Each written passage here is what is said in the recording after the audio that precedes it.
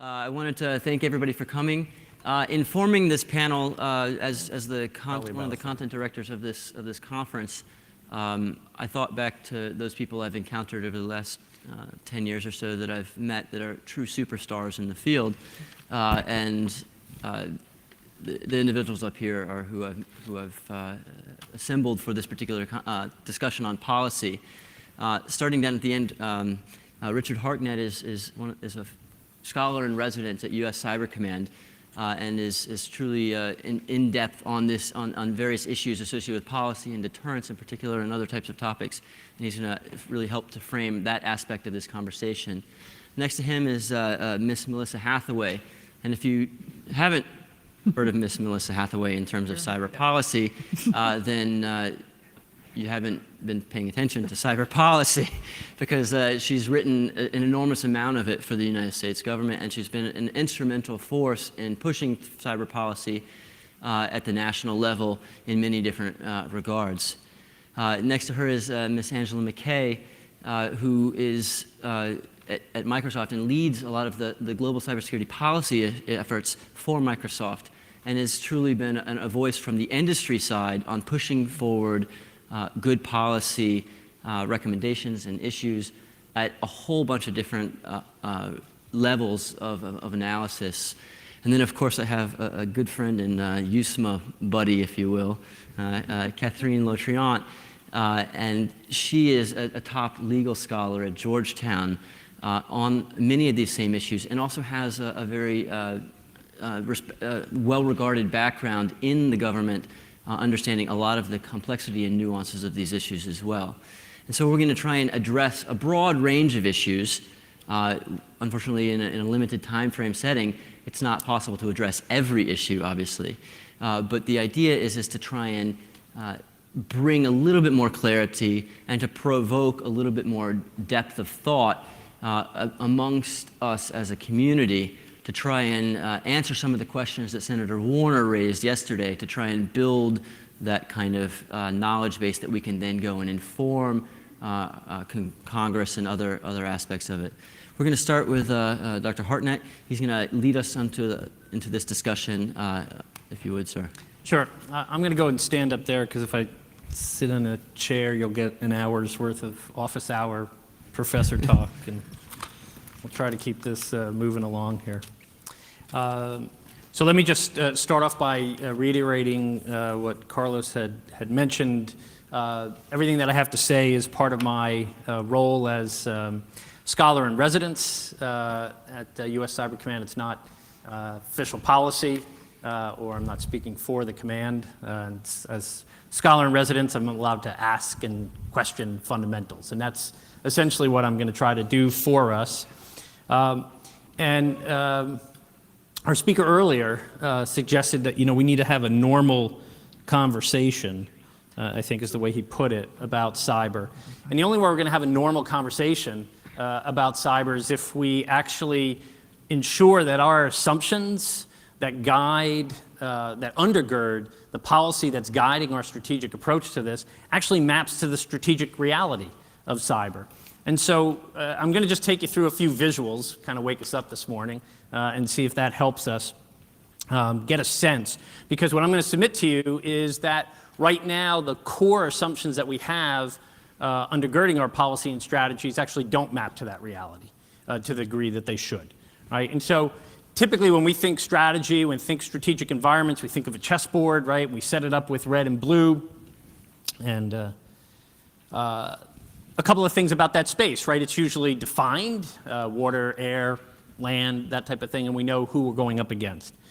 When we start to think about cyber, the first thing that we recognize is that this space is constantly being constructed, right? So when we think about playing a strategic game, right, it's a game in which the terrain is not steady, right? So every version of software, every new platform, right, every interaction and iteration of the technology itself is actually shifting the space in which we have to interact, right? And that changes lots of different things. When we think about defense, for example, right, in a constantly constructed, no, by the way, we're the ones constructing it, right? In a constantly constructed space, defense is possible, but it's only possible in that moment, right? In that terrain as it exists. Recognizing that it's going to be constructed, there is no steady state of defended terrain, right? What does that mean? How do we incorporate that into policy guidance? We'll come back to that in just a second. Right? But it's constructed principally by not red and blue, right? Not by governments, but by actors like we heard this morning, like Amazon, right, and cloud computing, right? A whole set of actors in this space that are motivated, that are waking up every morning with a principally different motivation than the traditional nation-state actor who's thinking about national security and how do I operate this in a national security context, right? Making money is a different motivation, right, than national security. Those motivations can converge, right, and we can coordinate over those motivations to have coordinated and cooperative ends, right? But they are fundamentally different. And they're the ones driving this. In this gray space of very light regulation, right, and rules, and we're not even at norm stages yet, right? We talk about them as aspirations, but they're really not any convergence of expected behavior, right, which is what a norm would be. So if we recognize that this space is being constructed not only by the business community and the rules and regulations of the marketplace, but then we've got white hat hackers, black hat hackers, some that weigh a lot, some that actually aren't overweight, right? That can actually impact on this on an individual level, right? Allies, adversaries, right? This is a space, in fact, that we have a variety of actors, and again, a variety of actors that have very different motivations. So if you look at the DDoS attacks from yesterday and you pause it and you buy a tweet from WikiLeaks, right, that's going to say, hey, WikiLeaks community, this was great, good job, now stop attacking the United States, right? So that's the only, so far, one group that's come out and said they were behind it, right? Whether that's true or not. You can posit it, right, and understand that there's a different set of actors out here, right, that are differently motivated and are having these effects on this space. But the most important thing is that this space is not three-dimensional separate, right? But red is playing in this same space as the market and along with economic actors, right? So if we think about supply chain vulnerabilities and how red can burrow into the marketplace, right? We start to understand that this space is one in which all of these actors are in fact in constant contact. And so my visual of cyberspace is this, right? If I'm going to visualize it as a strategic environment, it's a strategic environment in which all of these actors are playing with each other simultaneously. So if I knock you down in one place, if I construct space in one place, it is space that affects the other actors, right? Whether it be an economic interaction that then creates a space. So when antivirus companies come out with a signature and it patches something, right, that adds to defense on one side, but if it was an exploit that I was going to use for other means, right, it changes that space that I was just operating in. And so what we get down to is a recognition that when I look at this visualization, I buy into almost every presidential policy speech on cyberspace, every policy document that you're going to look at, any CEO's speech. Within the first paragraph, it says, cyberspace, it's global and interconnected. And then everything that follows pretty much treats it as a throwaway line. Because what follows are policies that still assume that this can all be disentangled. right? That this kind of interaction is not, this interaction is aberrant, right? This is interaction that we want to move away from, that we want to compartmentalize, segment, right? When in fact, it is an interconnected domain. Let's just buy that as the core assumption, right? It's not a throwaway line in speeches. It's not a throwaway line in the opening paragraph. So if you accept that notion of that structural piece, that structurally this is interconnected, then we have to start to move away from talking about military domains. Where's the military domain on that visual, right? I can't find it. We got to move away from constructs like geographical areas of hostility. Where's the area of hostility in that visual? So instead of thinking about it as a military domain, we have to think about it as an interconnected domain in which the military has to operate alongside everybody else. Let me repeat that for a second, because it's a big conceptual change, actually, right? This is not a military domain, but an interconnected domain in which the military has to operate along everybody else. And then just take military out and place it in whoever you want, that Microsoft has to operate in, right? When I looked at the title of our upcoming speaker, she overlooks the division of strategy, global strategy, and diplomacy, right? Not lobbying, right, but diplomacy. Yeah. That's getting this space, right? And businesses are understanding interconnectedness as a strategic structure and a strategic end. And I would submit to you that our policies at the national level right now, we don't have strategies of interconnectedness, right? We don't have policies that assume constant contact, not imminent contact, not potential contact, but constant contact, because that's the condition that flows from the structure of interconnectedness. From a security standpoint,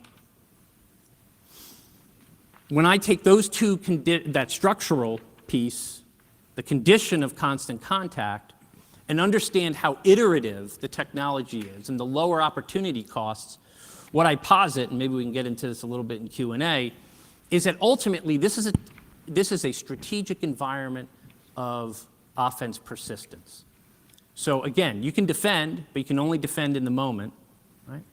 But critically what's happening is a persistent pursuit, a continuous willingness, backed up by a capacity to seek the initiative, to seek the cyber initiative. It's not about offense and defense, right? This is too fluid for that. In fact, this is about denying, disrupting, retaining and receiving, and seizing the initiative. Right? That's a framework that business is using, right? That's a framework that we have to reconceive and understand the framework of our current national military strategy. I'll end with this point.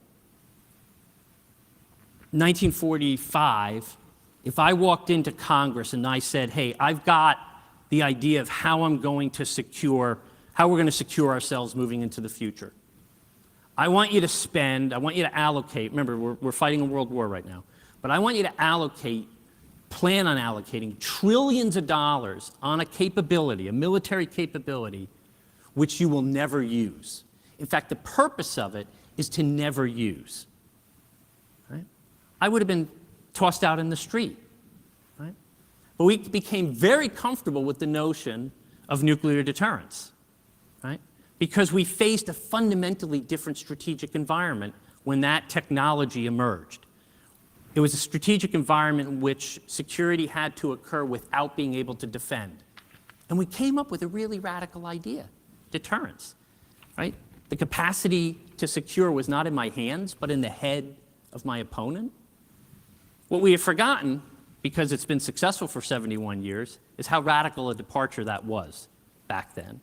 And what I would submit to you, and maybe we can get into a little discussion about that, is that I think we face a similar period in which we need to radically rethink our approach to security in this space, right? Just as we did.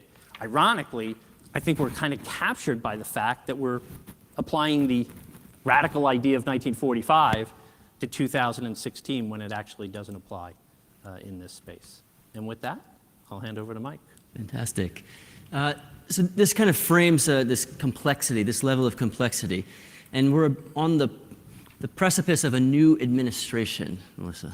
I'm turning to you, because you've worked with several different presidents, and we're about to enter a new administration. What do we tell that president when they come into office in January? What policies, what type of strategies, and what types of things do we need to focus on to help them grasp this complexity and move our nation to a better state?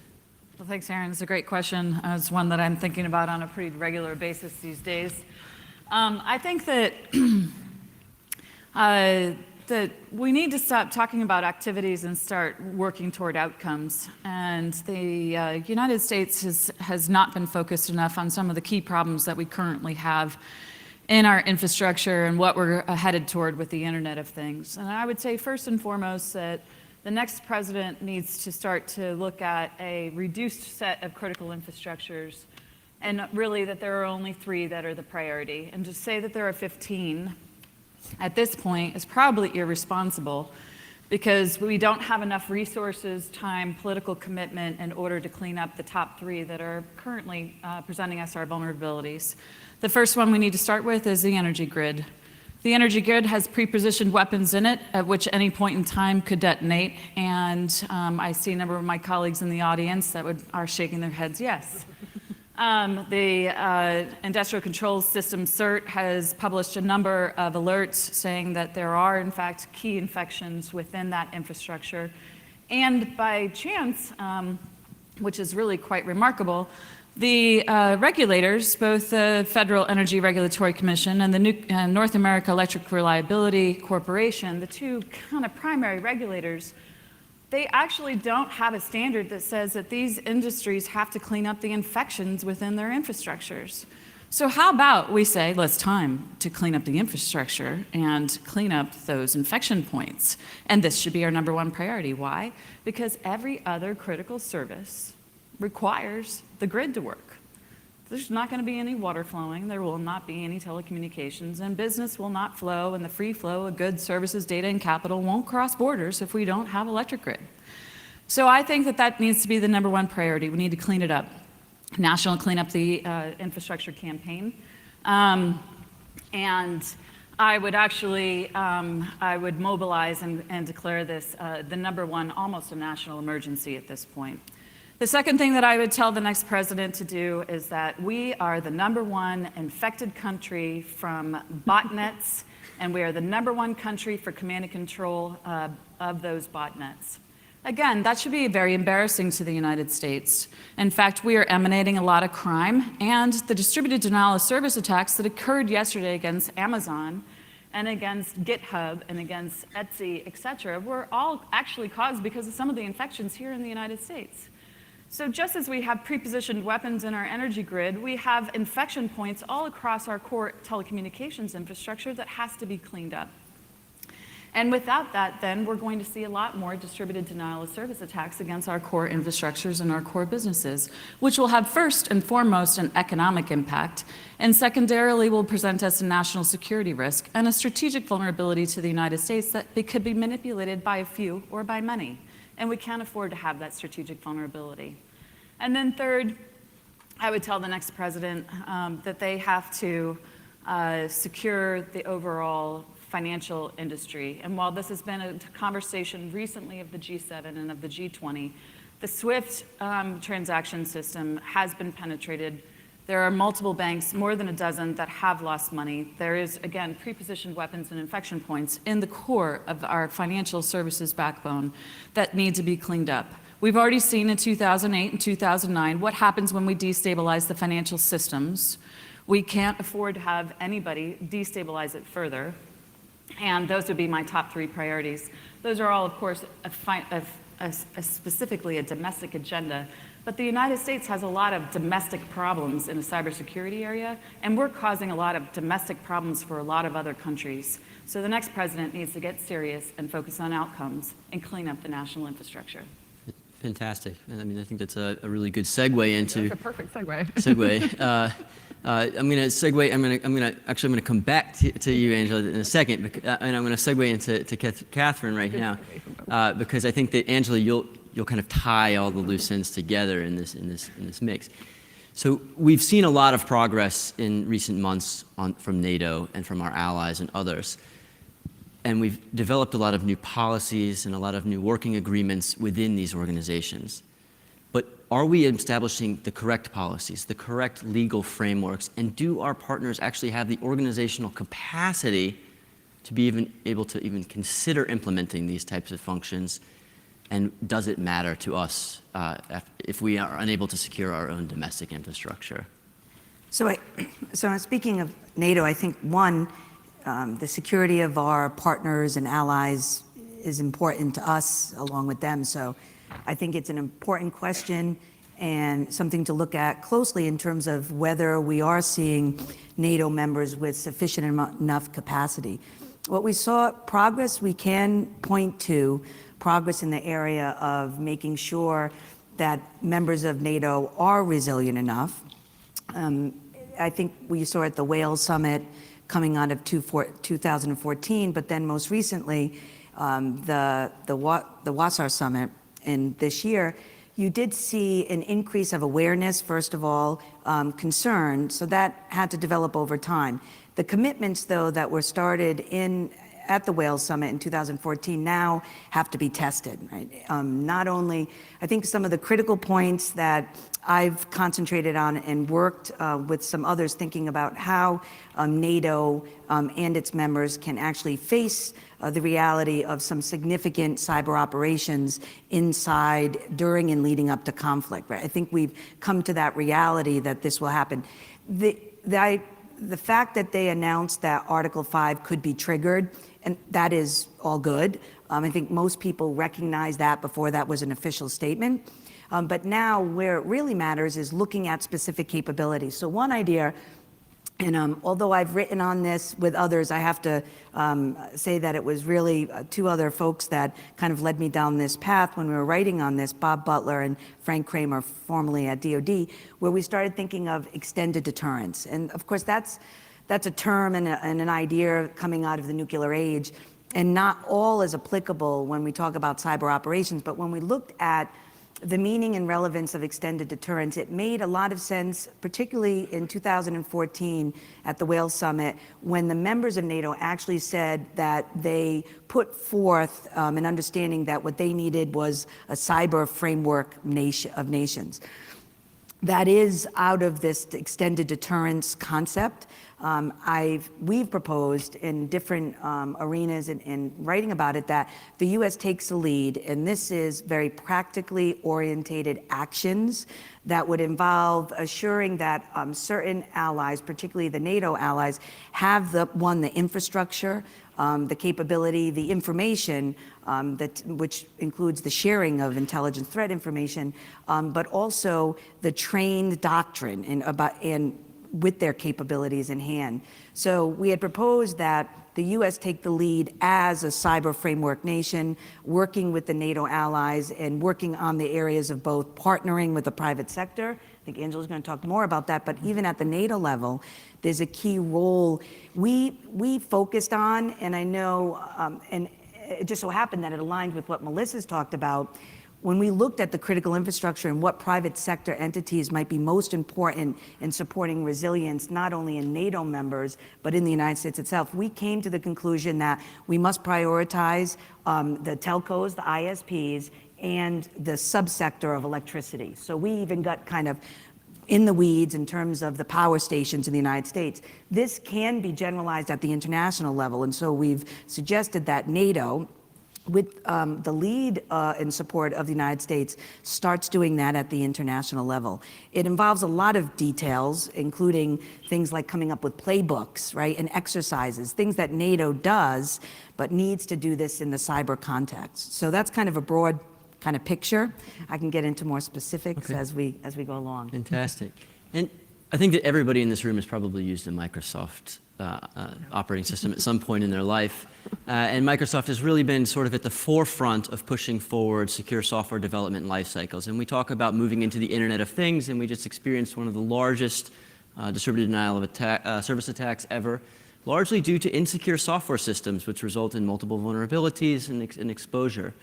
So, Angela, looking forward, how do we structure incentives and disincentives for companies to fix a lot of the problems that have been brought up by Melissa and by Catherine and others, and how do we develop both the market incentives, but also the legal and policy incentives, both in the United States and, because you have a global focus, within our partner nations, because if something happens in a partner nation, it inadvertently also comes back and affects us. Yeah, thanks. And I think it does, this conversation on incentives and disincentives does tie across all the three previous speakers. Before I talk about the world today, I'll just take like 1 minute and say, I started in cybersecurity from a technical perspective almost 15 years ago. But then I started to get involved in the public policy arena when the National Infrastructure Protection Plan was being written here in the United States. And I remember, I was a lot younger, I had less gray hair, but being like, oh, we're working on this plan, we're gonna write this plan, we're gonna build these groups, we're gonna figure out how we're gonna manage risk together through public-private partnerships, and then everything is gonna be like so much better. I was wrong. I think that many of the foundational elements that were laid out in that approach remain relevant whether you're talking here in the US or whether you're talking internationally. These foundational concepts of looking at cyber, physical, and human interaction and how that affects security for critical infrastructures and non, the importance of public-private partnerships. Richard really nicely highlighted this is a shared and integrated domain. We're gonna have to figure out how to work in it together and work on it together. And this idea of risk management. Both Catherine and Melissa rightfully brought up, I do not believe that we are yet focused on risk management effectively. The construct is right. Look at consequence, vulnerability, and threat, make sure we're prioritizing, but because of the hard issues of resources, and I think because of the hard issues governments face in saying one thing really is more critical than another, we're having a hard time applying those concepts in a very practical and prioritized way.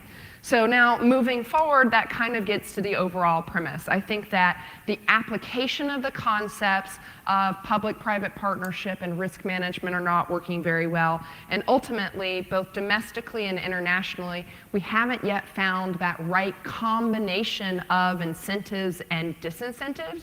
And yes, this is coming from a private sector company, incentives and disincentives for security.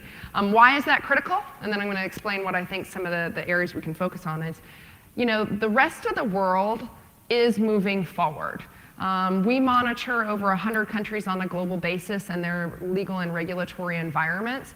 People look at the US as an example, but they're seeing all the security issues Melissa highlighted, and they're saying, I'm not really sure I want to follow that model. And again, I don't think it's the wrong model. I think maybe we just haven't figured out how to apply it properly. And some of the reasons why is because I think the US has a very good culture of, you know, we want to improve security, but very thoughtful and appropriately thoughtful on making sure you don't break innovation in improving security. And that's that hard thing. But I want to break apart the problem on incentives and disincentives into two pieces and then say why they're very related. So first of all, I heard a lot on critical infrastructure. And there is a valid conversation on what needs to go on in critical infrastructures. It doesn't matter what data set you look at, somewhere above 85 to 90% of the successful threats on a global basis are exploiting known vulnerabilities. So people are not necessarily patching their systems. So that's a valid conversation, and I'm happy to talk about that, Erin. But we need to think about what are the responsibilities of those who operate technology, but we also have to have a conversation on what are the responsibilities of those who develop technology. Interestingly enough, I think those are out of balance on both sides. On the critical infrastructure conversation domestically, there's been a lag in some of looking at the right move towards where business models and regulatory models are not driving the right kind of behavioral changes. And I think internationally, they're not necessarily thinking about that innovation world. They're going to, we're just going to regulate it all. And I'm worried that it's not going to improve security. On the part of the developers of technology, though, there's one thing that's concerning me. It's not that there's a conversation that developers of technology have responsibilities. That's very, very true. My concern is that, at least in the broad public policy environment, it's gone very quickly to, we should us be talking about software liability because there's no responsibilities being put on technology providers right now. Not saying that that is not part of the conversation, but I think we need to crack open that nut just a little bit. There are a lot of different mechanisms that governments and industry have available to them to drive behavioral change for security. I'm going to list a few, I will not list all of them. Standards, insurance, tax incentives, procurement, liability, and regulation. So when I look at specifically the role of the developers of technology, there's a couple of things. Most of the really good practices are well known. They're a little old, but things like the security development lifecycle that we have put out, things like vulnerability handling procedures, there are actually international standards available for those, and industry is sharing best practices. But ultimately, why are those not being implemented more broadly? Why do we have baby monitors and baby monitors and video cameras and all these other things that have all these vulnerabilities that aren't being fixed? It's both the developers of technologies issues, we need to reduce the number and severity of those, and those who are operating those environments. But on the development side, I think I highlight that the development world is changing very quickly. It used to be that you only had large technology companies who were developing technology.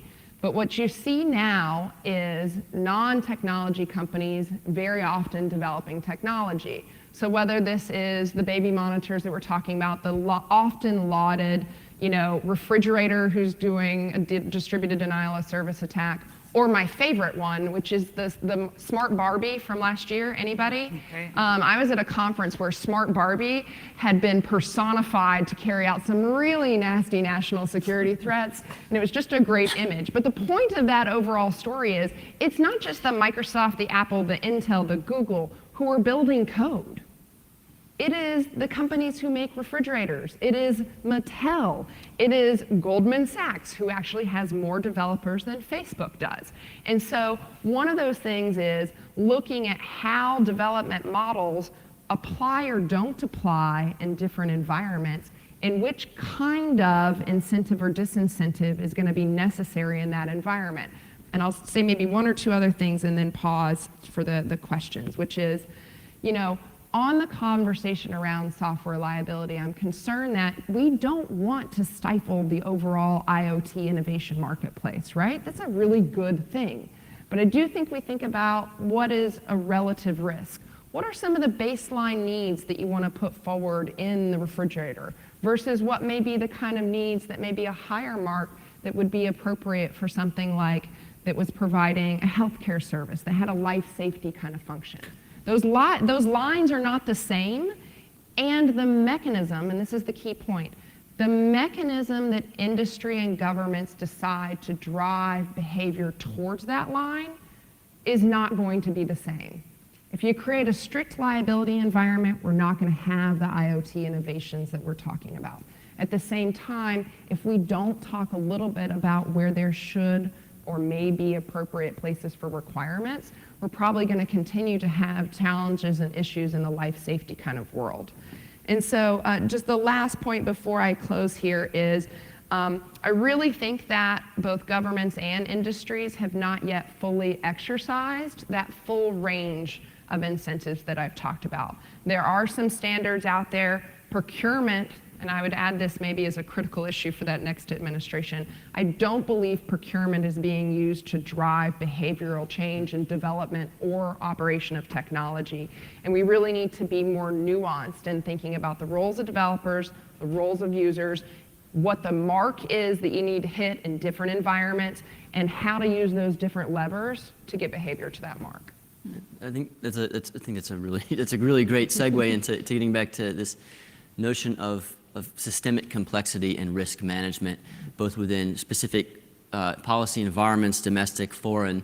Richard, looking at the models that you developed, can we develop deterrence and strategy policies that segment risk or minimize risk based on what you've kind of outlined as this complexity? So when you think about Deep Blue or something like that, playing chess against Kasparov or somebody like that, the model, the AI behind that is developing probabilistic models when somebody is trying to respond to these things. Can we kind of use this framework of tiered complexity to try and address a lot of these issues that we're talking about from the other speakers? Yeah, I mean, absolutely, as long as we stop using the term deterrence. Okay. I go back to, I'll show my age, War Games, the original movie, the good one, right? And Joshua gets it right, when he says, strange game, Fres Falcon, right? The only way to win is not to play, right? And then he asks, how about playing a nice game of chess, right? So that framework worked in a very particular strategic environment. But what we're talking about, right, is playing really some complex games of chess and engaging in a policy conversation that doesn't go to extremes, to build off of your point. And so I think, this is this pendulum approach that we've had to this, right? We swing one way and we swing, to the other extreme. And so it's not about strict regulation that breaks innovation.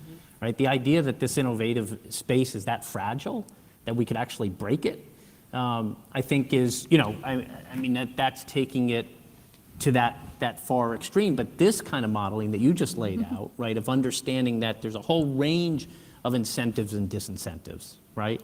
And that there's a role for some moderate regulatory environment, right, in which there's some ordering of this space, and the state is usually the one that does that kind of ordering, right? And this flows from, high-end policy that then flows down to strategy, whether you're talking about it affecting military to how we're going to operate this as an economic engine, which is unbelievably, more so than where we are on the military side. So I just would like to see us to just sit back and sort of take a breath, right? I mean, yesterday's attacks, we go hair on fire, about them. But the half glass full is we were pretty resilient, right? You're talking about 2 hours of disruption, right? And you're able to manage some of this. There are always harbingers of what can happen, and we know where this is going in terms of IoT and doubling down on it. I would just like to see us start to get out in front of this to, Melissa's point, all of those things that you laid out, which I thought were interesting, or the common thing about them, was it's a cleanup start. I mean, it's a cleanup model, right? These things are already not, these vulnerabilities, not about defense. It's actually, we got to go be proactive in cleaning up these prepositioned, to use your language, right? Prepositioned weapons and the vulnerabilities behind that. It requires some focus. The same thing, I think, in terms of the disincentives and incentives. We don't have to bite off, the entire apple initially. Start to get into a moderate regulatory conversation to start to fix some of this and do the type of cleanup that Melissa was talking about. So, Melissa, now that we've kind of outlined some of the core issues that you'd recommend to the next president, pushing any type of policy through obviously requires building coalitions and building coalitions both across industry, but also within a very complicated legislative environment across multiple different levels. And you've had unique experience in this, developing national policy on cyber issues in the past. How do we get people to understand and to work together to come behind or coalesce behind the initiatives that you have proposed to make them realize that we do have systemic issues that we can address in the present at multiple different levels of policy making, and to get them to understand that it is imperative that they do this so that we don't run into significant future problems?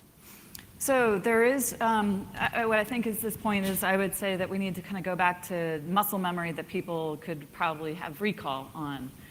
So for the energy grid, I would compare it to what we did to have assured telecommunications post the Cuban Missile Crisis. And when that occurred, we were like, well, we need to have assured communications. The National Command Authority needs to be able to communicate. This is a problem. And we created the National Communications System, and the United States government had direct lease lines with AT&T and Verizon, et cetera, and we created a gold standard for communications so that you could get priority routing for communications, you could get then a 911 call, et cetera. And it had a lot of benefits, but part of it was the United States government, in my opinion, subsidized it. We had dedicated lease lines, but we subsidized Verizon, AT&T, and it was MCI at the time also. That communication system. I think that we need to have something very similar that bridges that gap between, for our energy grid, because as everybody knows, the grid is regulated on two thresholds. At the state level, it's regulated on price point, and at the national level, it's on resilience or 24/7 uptime. And those two they're incongruous right now because we're managing on price point first and foremost, and so therefore we have some fragility. And if I'm going to really invest in my electric grid, then I'm going to have to pay money, which means I'm likely going to have to raise rates unless the federal government subsidizes. So I think that the federal government should start to prioritize certain grids are actually more important than other grids. And that perhaps we should actually subsidize the ensured resilience of those and the cleanup of them. And you would model it after what we did with the NCS, the National Communications System, post-Cuban Missile Crisis. There's actually funding associated with this that you could, in fact, direct the states to use as part of the crisis response and first responder budgets that are already funded at north of $4 billion year over year to certain states. And so the money exists. It's a question of whether we have the political will and appetite to make something happen. And that, I think, is bipartisan, and again, it would require leadership of the next government. Second, I think from a telecommunications perspective or the national botnet cleanup the campaign, we should treat like a Y2K crisis. And I would have a fortnightly call with everybody, and I would run it like we ran Y2K, and I would give it less than 18 months for a national cleanup of the infrastructure campaign. Every one of our homes and every one of our businesses is infected. And so if we actually started to actually create a national cleanup, the infrastructure campaign, and you ran it at a state level, and you ran it at a business level, and you ran it at a sector level, like we did Y2K, you could achieve this. And everybody understands that muscle memory. We could create a national crisis operations center, and you have a fortnightly call, and we just work off the list.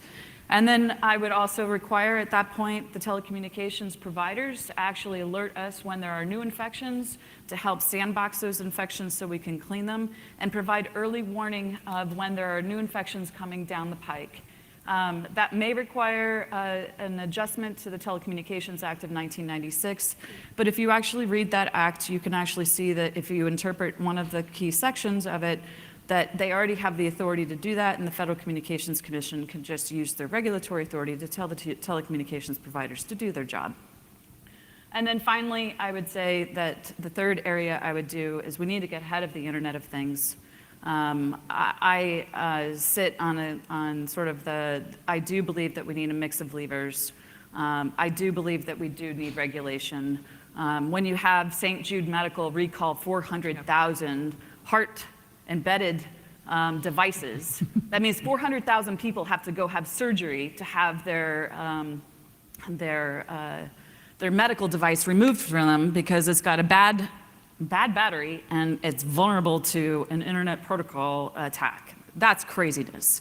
Anybody who's actually developing code ought to be responsible for well-engineered code without any vulnerabilities or few vulnerabilities. And when we have something like a Patch Tuesday every Tuesday, and that's picking on Microsoft, but I could pick on any other company around, that's at the end of the day, that's not where we need to be. We're going to increase our vulnerabilities at an exponential level over the next 4 years, and then again over the next 4 years after that. And we won't be able to get ahead of the problem unless if we can actually clean it at the base of where all of our businesses are getting bad code into all of their enterprises and all of our critical infrastructures. That's going to require a change of our education system where we actually got to teach our students how to code. We're not how to code to get it there fast and so it works, it's how to get it to code so it's well engineered and has only the functionality it was supposed to have and not all the additional functionality around that. That's pretty complicated. That requires a lot of changes. But again, that requires leadership and it requires a national commitment to actually get things done and focus on outcomes versus activities and rhetoric.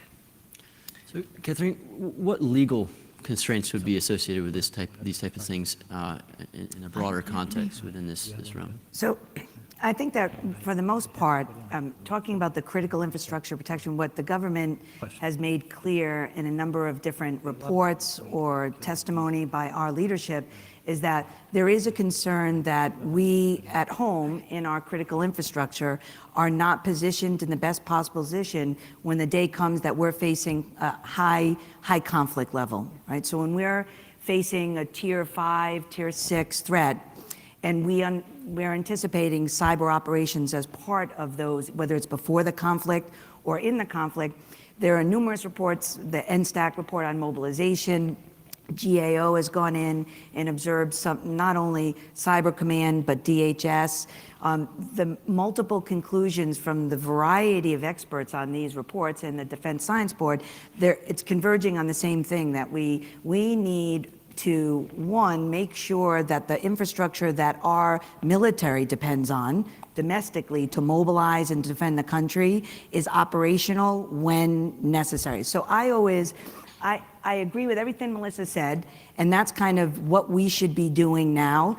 But my mind also goes to worst case scenario, high-end conflict. And so I think back from that, not just me, I read and listen to what the military leaders, the national security leaders are saying, what is necessary to do now to prepare for that. So when that day comes, all the different entities like the ISPs and the power company operators, it's not going to be like magic that they all of a sudden operate together seamlessly to make sure that whatever systems are most critical will stay online. So we need to do things now in order to be prepared for that day. In the hope that the day never comes, but from reports and what we see, it's likely that people are anticipating that high-end conflict will come. So what we're not doing is being imaginative enough right now with the laws we have already dictating what, for instance, DoD, Cyber Command can do with respect to our critical infrastructure, meaning working with them together, whether through the National Guard or the Reserve. So when you look at the Stafford Act and the Defense Production Act, there are already legal foundation to have DoD or elements of Cyber Command working with the private sector, not taking over their operations, not sitting on their networks, but getting them prepared for that day of a high-end conflict where our critical infrastructure may be crippled at a very important time. This DoD's support to civil authorities is something that's long been established in U.S. law and policy, and we need to take a careful look at it and say, are we doing what we already could do within our legal framework? Based upon my research and looking into this, there is a lot that we could be doing, but it's kind of what Melissa said. I call her that sometimes, we'll go back a while. But it is much more about, at times, political will. Yeah. So right now, every time I write and talk and work on a commission and start talking about DoD, literally, the minute I say DoD and private sector or critical infrastructure in the same sentence, most of the people in the room will put on really not happy faces, as if they think I'm going to be saying DoD should take over. And they don't even wait to listen to the thoughts and ideas about what we can already be doing together. So I think it's the political will, sensitivity, and not to, DHS has a very critical role, but it is not about recognizing or saying something bad about DHS when we want to look to DoD and think about what relationship it can have with our, the top two, I'm talking ISPs, and the power companies for that high-end conflict. And I'm not talking every day, we're talking high-end, what the NSTAC report on mobilization calls the red code. Yeah. And by the way, those experts have said, if we're at that red line, we, ISPs, do not know what we're supposed to be doing. We need more guidance from DoD. So we should be doing that now. And I think we can do that within our current construct. Some of the laws may ultimately have to be tweaked if we go further down the road. But right now, our legislation in these national security, emergency types of situations are quite already broad enough to allow us to do things that we need to in order to be ready for the high-end conflict. Okay. So I think that kind of leads me to you. So we've had a lot of talk about government getting involved, oftentimes, I think, we in the government, we think, at NSA and in other agencies, we have really, really good cyber capabilities. But I think that we could also argue that the Microsofts, the Googles, the Facebooks, and other industry partners have equally good, if not sometimes better, coding capabilities, hardware development capabilities, and other types of things. How does this, from an industry perspective, how does this make you feel to know that there's a lot of policy conversations occurring that talk about where the government should step in and try and either create laws or policies to try and move industry in directions that industry may or may not want to go? Yeah, well, so I think you have the long-standing and natural friction that can occur between governments wanting to fulfill their national security and public safety responsibilities, and industry wanting to deliver against its basic value of return return on the shareholders' investments. That, you have to start with the premise that I think the market can and does a lot of things. There's a space where the government can catalyze the market, and industry can help there too. But a lot of the conversations for public-private partnership are not necessarily, some of it is market failure, some of it is also a series of problems the market is not intended to solve. Right. Now, I want everybody to make sure, I'm going to say it again because it's actually really important. There are some places where there is market failure. A lot of these national security concerns where you have nation states who are preparing the battlefield in the electric power grid, or we're talking about the red scenario from the mobilization report, those are not scenarios the market is intended to address. It's not a market failure, it's a scenario the market is not intended to address. And that is where the construct of public-private partnership should also be working. That is where governments and industry have to sit down and say, what can you bring to the table? What can I bring to the table from a capabilities perspective? And I'll maybe highlight a few of those. But then also, does the legal environment enable us to operate together in an effective way? And the last piece before I go into capabilities is, I cannot say and sit here in this chair and say I represent all of industry or all of ICT industry or even all of Microsoft at this point. What I can say is that industry is not monolithic. They have different business models, different regulatory histories, and different litigious histories, and different market footprints that mean that when you get to this public-private conversation, it's not always easy. But the importance is that you sit down at the table and you recognize and you have a degree of honesty on saying, here's the problem set, either I think or the government thinks we need to work on. We find some area of overlap, and then you start working it. And then you realize you may not agree, you probably won't agree as you're working on it, but nonetheless, you have to sit at the table and work on the problem anyway. I have a colleague who would call it, it's like a marriage in its 20th year. It's not always going to be a good day, but you're nonetheless tied together, so you're going to have to figure it out. So maybe just one other comment, which I think, Aaron, you're interested a little bit in the capabilities. I do believe that a large set of the capabilities for both improving the security of technology is actually out there. They're just not being used. Whether you're talking about fundamental secure development practices, whether you're talking about leveraging automation to reduce entire classes of vulnerabilities. So this is something, for example, Microsoft and Google are working on. People build on top of our platforms. We've started to disallow certain behaviors to be used because we know they oftentimes create vulnerabilities.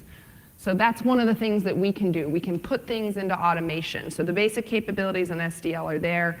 The last piece on the kind of secure development part is, as we look towards IoT, there are going to be systems that cannot be updated.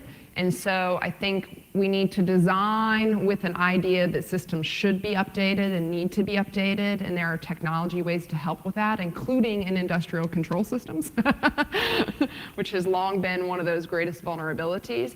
Yet at the same time, we need to be able to build enough defense in depth around some of those systems that won't be able to be updated. So Aaron, I feel like I answered part of your question and maybe not other parts. So if I missed some of it, please come back. I think it's good. I think we have about 30 minutes left, and I know that there's probably questions in the audience, and this is obviously a tier 1 group of individuals who know these issues inside and out better than I do, and better than a lot of us do. If there's any questions in the audience,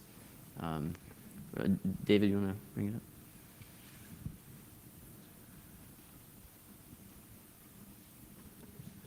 My question is for Richard and maybe some of the other panelists as well. Question around escalation. I mean, we're throwing out deterrence as concepts and escalation control and dominance.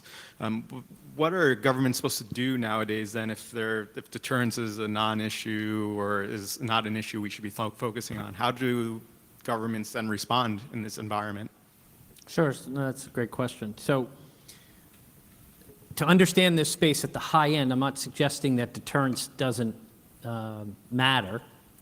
It's cross-domain deterrence. So there's things that you got to figure out at a national level, if it's your electric grid, right, that you then have to declare that as something that you are in fact going to respond to, whether it's a cyber means or, see, in a way, we're conflating means to ends, right? And I think, Melissa, your point about outcomes is really we need to focus on. Well, when we're modeling strategy, it's not really about the means, it's really about the end. So if you decide that your electric grid is something that you would react to and you want to convince the other side not to do that, it doesn't matter whether they do it with a bomb, with a cyber weapon, right? This is something that should be off. So you can cross-domain deterrence, that's strategic deterrence, and that's still a viable construct. But you actually have to get clear about that, and you have to engage in strategic communication about that, and I would submit that we haven't been doing that. Right? So the same flows from escalation. There was a reason why we got caught up in that construct, right? That escalation management was the critical way of dealing with the potential for conflict, and that is because we actually had this endpoint that we mutually agreed we didn't want to get to, right? I mean, so nuclear Armageddon, created a sort of crystal ball in the mind, this crystal ball effect in the mind of decision makers. It was a mutually unacceptable place to get to, right? But prior to that nuclear context, escalation management was called winning.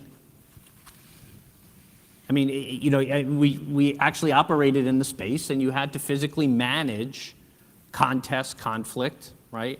And security flowed from that capacity.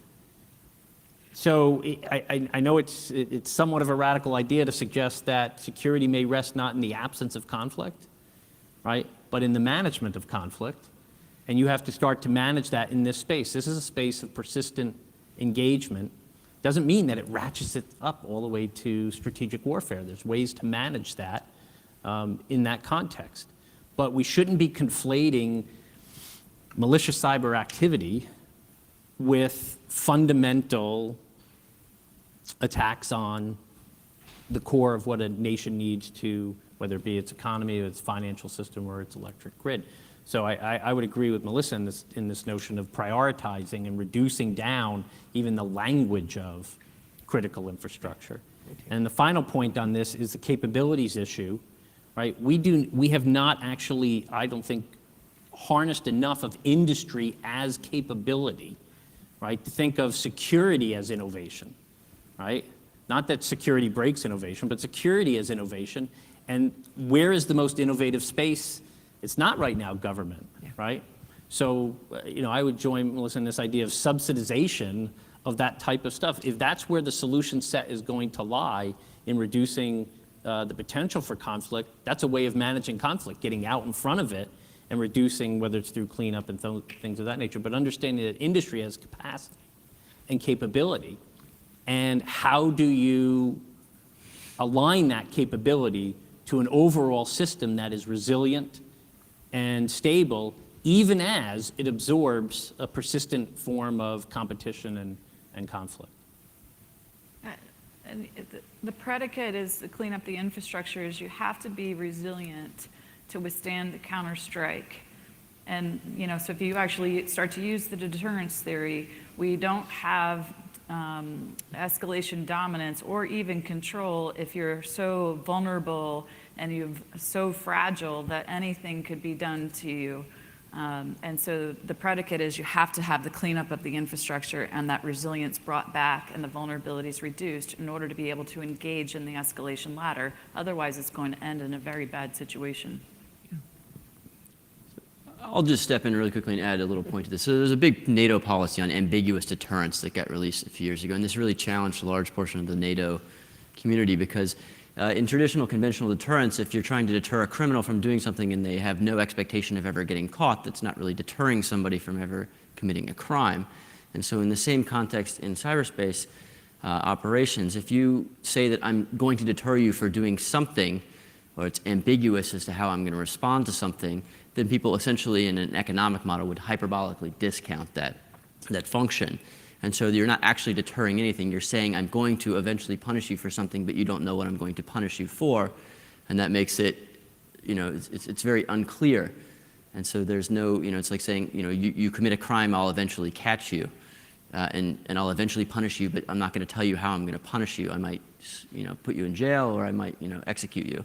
And so there's a, you know, having ambiguity in some of these types of policies can be very damaging. And I think that understanding the complexity and understanding that deterrence right now is, it can't be applied in the same context because it's very ambiguous in a lot of ways to try and apply it.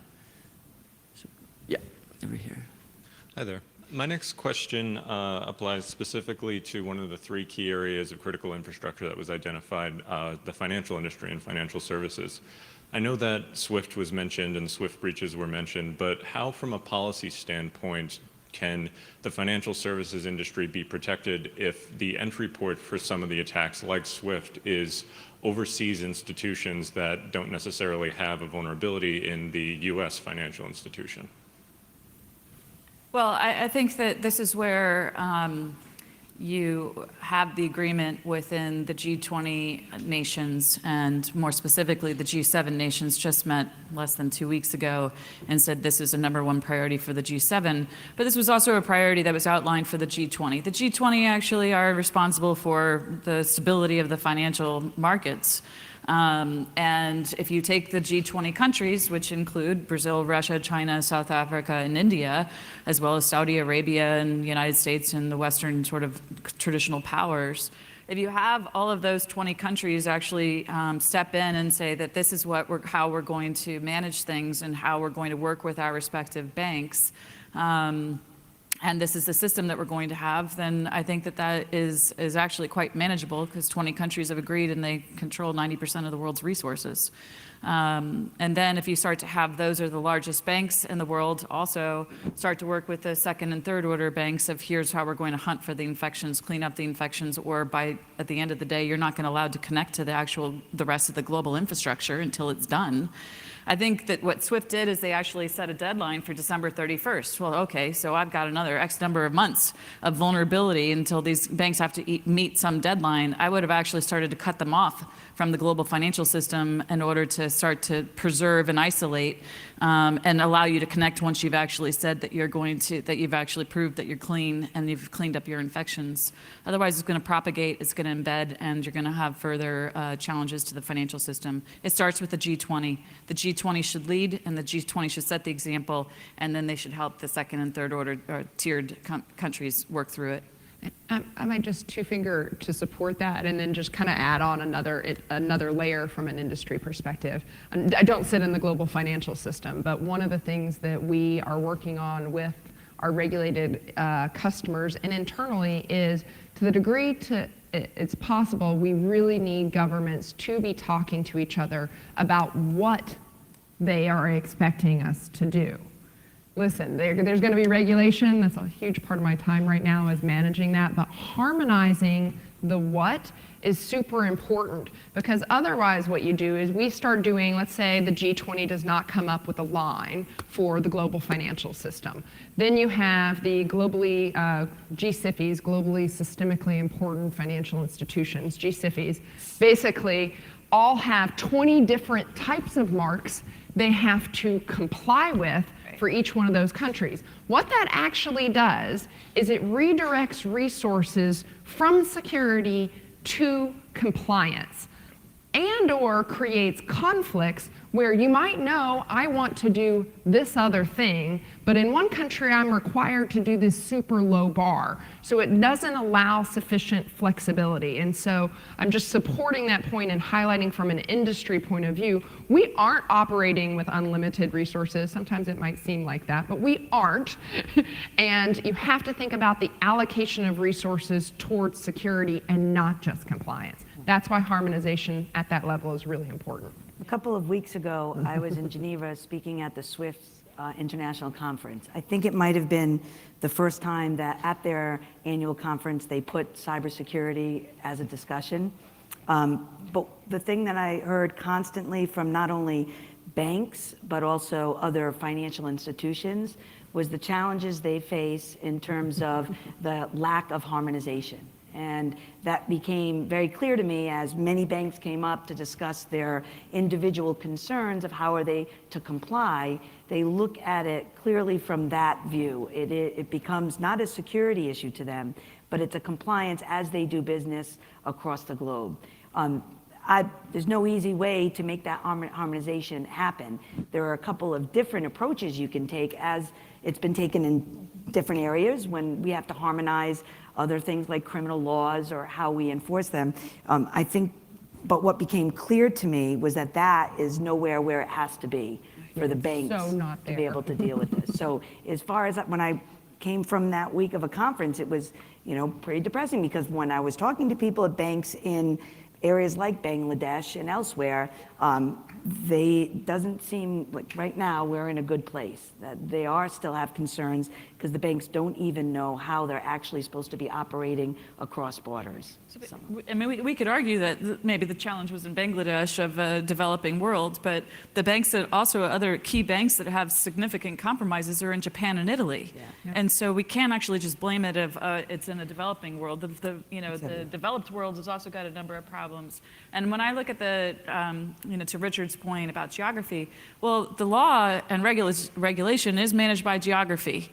And you're starting to see a breakdown of the interoperability of the internet, of the free flow of goods, services, data, and capital is actually going to not be moving so quickly anymore, because the regulation and the laws that we are actually all putting out, the United States, Germany, Europe, Japan, South Korea, pick the place, is making it so that the free flow of goods, services, data, and capital is not going to move, because we're going to have the laws and the regulation are interfering.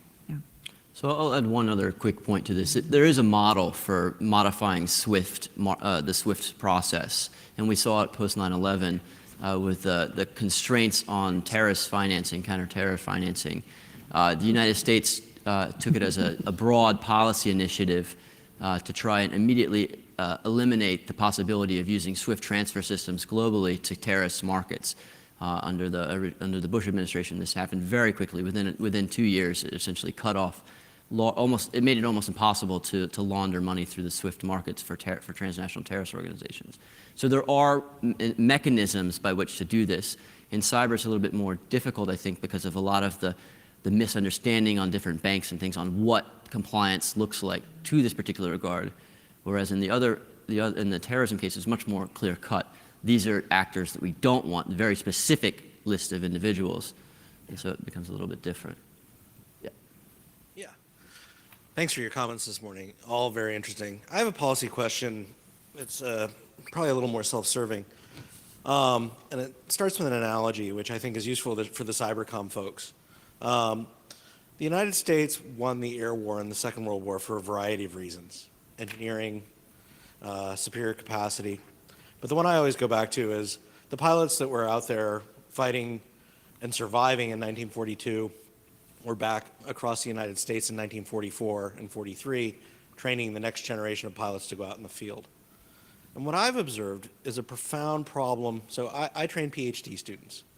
And my PhD students go to work for Microsoft and Google and Square and Facebook. And that's great, but they're not re-entering academia anytime soon. And my question is this: how do we have a discussion? I mean, you all lamented, or somebody lamented, we don't have security courses in computer science programs, and we don't. And my undergraduate major, we do have one, but it's very sophisticated. It's just CIA and then have a nice day, basically. This is an undergrad class. It's one of many the students have to take. What kind of pointed recommendations would you have to make on being unorthodox? Because this is an unorthodox fight we're involved in.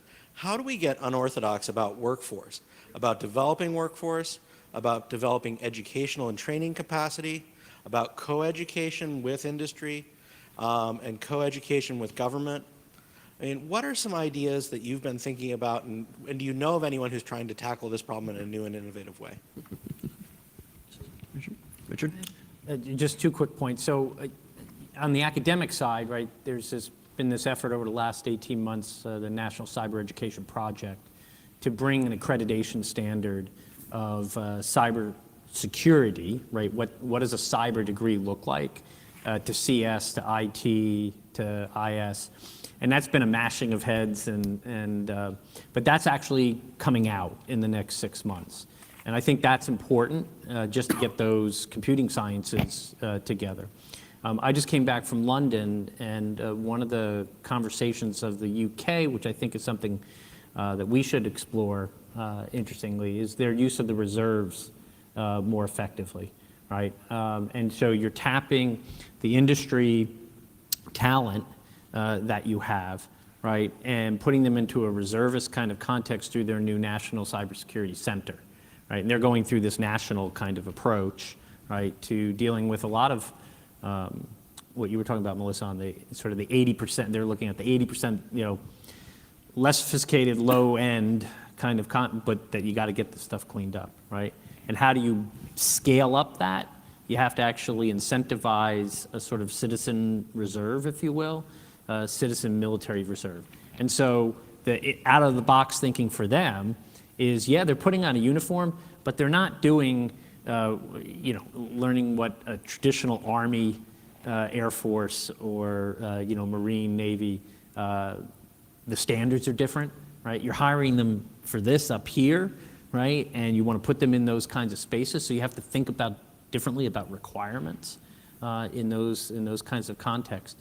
But the point that you raised about the next generation, and that we actually don't have a lot of scale at the university level that understands security as something that you don't plate on, but that's got to be from the beginning. We're in the 1940s regard of that, right? But we did scale up. It also required some government incentivization, right? Yeah. And so a lot of what we saw was the funding through government subsidy. I see industry doing that as well. And in fact, they're sort of the lead on this. It becomes a recruitment and retention issue on the government side to keep that kind of talent in the pipeline. So I think this UK reserve situation with different requirements is something that struck me as something to think about. So I think that when I think about what's going on from an education perspective, I widen the aperture. Because we first tend to put it all in the technology bucket, and it's all about code and computer science. And while that is important, that's not sufficient. And so specifically, because I think your question was more about code, there are some on-the-job training, the Air Force, because you brought up the analogy, the Air Force were the first to start the Cyber Patriot Project, which was at the high school level, which was basically these competitions of capture the flag or hack the Pentagon kind of like activity. And they've been going on for more than 5 years. And to help get high school kids interested in the computer science and learning about black hat, white hat, and coding, which in theory will lead to a better and stronger workforce. But when I think about education, not only does it have to start at the K through 12 level, because you're learning how to code and you're learning about the internet and you're online all the time as a kid, but you have to start to think about it in all the disciplines. It's not just computer science. It's business. If you're a business person and you're a CEO and you don't actually understand the intersection of operations and IT, and you're getting ready to spend things, you have to put it in the balance sheet terms and be able to understand what's part of your business and your digital business. And it's not just the IT department, it's not just the CIO or the CISO.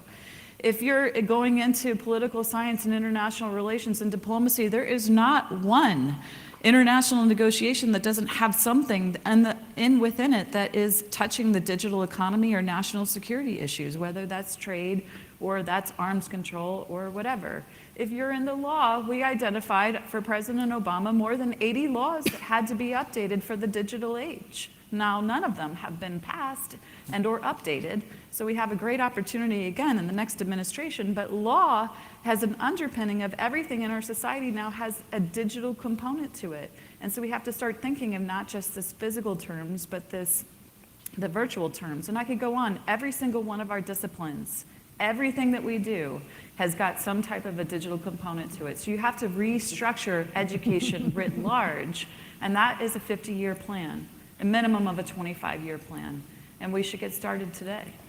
I think, Chris, your point at the university level, from what I've experienced and seen coming out of the government, then going to Georgetown, was that the way to do this presently, until there's another better model to find within the university, is that you have to locate the individuals that are, and typically they're not going to be in the tenure track positions at universities, or it could be a tenure track that's like a rebel, right? Somebody who doesn't really fit the norm. But whoever they are, you have to locate those. And what I've seen to be effective in working with individuals in other departments at Georgetown, you have to make sure it's those individuals that are very willing to work across departments. So the traditional university setup is, the silos of their own, each department, each with their hierarchy, but also with their funding and their programs. And there wasn't a lot of need for, whether it started to be called centers, right?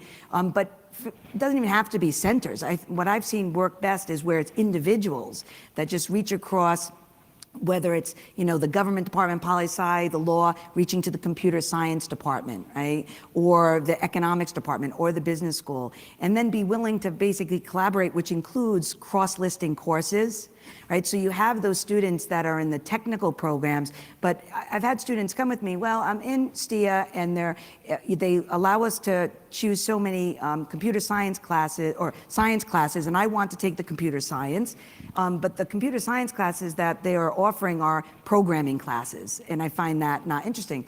To allow those types of students to take the policy classes or the legal classes, the international classes as well. But it is not well established at universities yet, that level. I agree with the K through 12, and that's critical, whether it's after-school programs and activities. Also, I think it's got to be in-school kind of curriculum that start to be taught, and not just leave it up to the after-school clubs, right? But the university, it's a harder thing to change because it's a cultural thing. It has to do with pay and promotion. But slowly I've seen in the success stories at different universities when they are producing courses. Another thing, and then I'll end, it's when they're co-taught, I've seen it to be very successful. So not only you cross-listing it across campuses and departments and schools, but and I've done it a couple of times where I'd be the legal policy person, and I'd get somebody else, typically outside of the university, to be the technical person, right? So I've seen that work where students come out and say, oh, well, they learn about the national security stuff, the international stuff, the law, but they're actually learning on the technical side as well. And so I think it's going to take just bringing these issues up to committees and meetings at universities, getting a coalition of the people who think alike, and then trying to fight the good fight about the to the higher ups in the administration of the universities. And some schools have done that, started to do that. I literally would be like a 15-second comment, which is I don't think every single thing the panelists have said is relevant. The only thing I would add is I think we need to start looking at the reward systems for the universities, for the programs, for the K through 12. Like this needs to be, sorry, it's the incentives and disincentives point, but until we start actually incentivizing multidisciplinary approaches, incentivizing people to work across academic boundaries, I think that we're going to have some challenges getting the traction that we truly need on, in my opinion, one of the most fundamental issues we're facing is the workforce issue.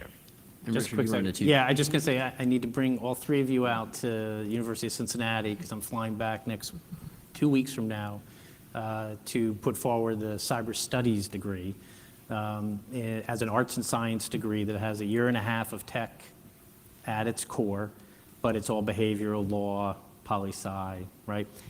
That's taken 2.5 years of knocking heads, right, for all the reasons that you guys just articulated. Right. And I still have computer science folks looking at me and saying, there's no students that are going to go into that, right? So, Let me just add one. Well, I'm always adding, and I should be adding. I'm the moderator. But the Army Cyber Institute. This is what we do. I mean, this is our mission. This is our mission. Our mission is to be a multidisciplinary institute that focuses on working outside and inside.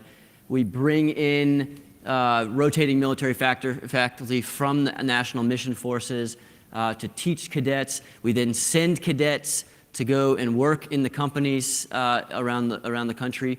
We're actually beginning the process of working with Secretary Carter and others to begin establishing year-long breaks where active duty mission force members can go to the companies to work in different divisions and different types of businesses to gain perspective.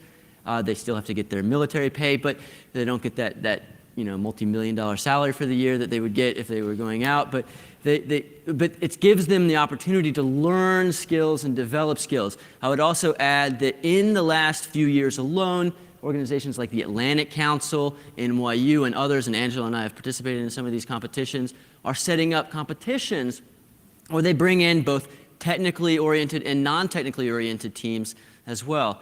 If you're looking to develop models, I would say that the United States Naval Academy and the United States Military Academy, as far as, and I would say that the Naval Academy does it better on the policy side for the most part, and the United States Military Academy does it better on the technical side.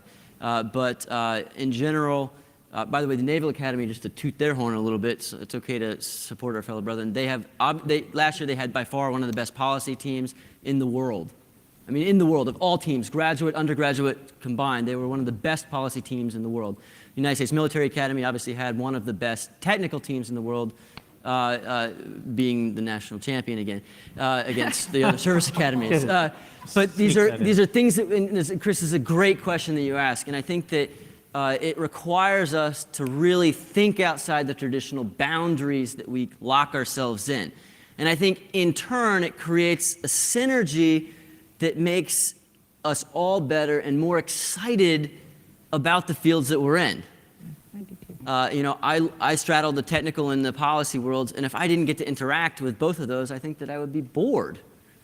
And I think that a lot of us get to interact along those lines, and I think that's what makes it exciting to work with Colonel Hall, who's a mathematician, or Ed Sobies, who's a computer scientist, and to develop these relationships along the way. And I think that every single person up here has a fundamental rubric technical understanding as well as a robust policy understanding. And that's what makes these people up here so fabulous in understanding, is because they don't say, I am just a lawyer. I'm a lawyer who likes to understand the tech.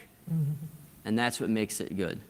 So one last thing. So Monday, Tuesday, a group of mostly all academics, we were up at the Naval Academy. And so Chris Inglis was in the group, and he gave a briefing on what they're doing at the Academy in terms of the Cyber Corps. What stuck out in my mind about that was that most of the cadets that actually took the cyber classes did not go on in their naval career well, they just graduated the first group, but when they were leaving the Academy, they did not go into a cyber job.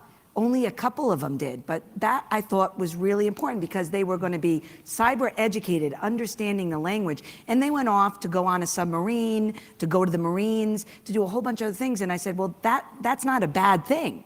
And so that's the kind of, so I was impressed that what they're doing, the courses they're doing, how organized they are, but also that these will be young military folks that will go out not in a true cyber or technical job, but will have an understanding of all the aspects that touch upon their job, which I think that's what we need in the workforce, right? So if we could expand kind of what DoD's been doing on the education, somehow transport that into the private universities, public universities, it may be a model for success in that regard. And it is a little bit difficult. Not every school can bring in the former deputy director of NSA to teach, who's also a classically trained computer scientist, to teach policy to their students. Yeah. And so that's a unique function. But we also had an Enigma machine there, so I'm like, oh, do you bring that into class? We have one too. We have one. The students must love that. Yes. Courtney Gordon-Tennant, ACI Council. So I have a two-part question for the panel. So one is, where do you see the way ahead as far as information sharing? So currently, there's some constraints with the clearances and non-disclosure agreements and need to know. And then also, to tie it in with the Snowden revelation, how do you think that we can get better both from government and industries as far as responding? In the news, whenever there's an attack, that's front page news, but as far as the response and the resiliency, I don't think that the message is getting out. I'll go for it. Information sharing. We, and actually many countries all around the world, are talking about information sharing, and we're talking about an activity. And nobody's talking about information sharing about what outcome are we trying to achieve. And so, and this is, I'm saying the same thing over and over again because that's what we're doing over and over again. So what are we doing? The government is requiring, or at least not in this country, we're not requiring, we have a volunteer information sharing process. And industry has to undertake and spend an awful lot of money in order to share that information, whether it's putting the technologies on their enterprise in order to detect it, share the information, et cetera. And then the government has to spend an awful lot of information in order to collect and retain that data and potentially analyze that data. There's not a lot of bi-directional information flow. And so ideally what you want to know is what are the trends, what are the common vulnerabilities, what are the weapons that are being used and other things so you can better defend yourself. But that's not actually what's happening. We have, and we're declaring success based on the activity of information sharing, but we're not actually increasing our defensive posture. We're not getting a better understanding of the threat that we're all facing. We're not understanding key products that are vulnerable to the basic of attacks. And so there's no learning from it and there's no outcomes associated with it. And we need to change this process and start to focus on what problem are we trying to achieve and what information has to be shared in order to solve that problem. Right now, we're spending an enormous amount of money on both the government side and the private sector side, and we're not actually increasing our security posture at all. I will just add in, because yes, everything Melissa said, I spend a huge amount of time on an international basis. Everyone is like, oh, tell me about the CISA from the United States. And I'm like, okay, we're gonna start with information sharing is a tool, not an outcome. Using Melissa's term, what problem are we seeking to solve should then shape who or what types of information need to be shared to do that and who should be in the sharing model. My biggest concern with this conversation is we've gone, in addition to the focus on the activity versus the outcome, is that it is a, in my opinion, misperception that just broad general sharing with everyone is going to fix everything. Right. There are many organizations who do not have the capability to understand the information they may be receiving, much less the ability to act on that information, and this is where you start to get into differentiating in information sharing, inability to act at scale. So just pushing information out is not what we should be focusing on. Let's talk about the outcome we're seeking to achieve. who has that information, who can act on that information, and who can act on it at scale. Sorry, there's a lot more to say on that. No. So unfortunately, we are out of time, and I know that there's a couple more questions around the room, but otherwise, food will get cold and other bad things will happen to me. And so I'd like to say that we can take the conversation offline out in the hallway. But before I do that, I'd like to first of all thank a fantastic group of speakers. And then I'd like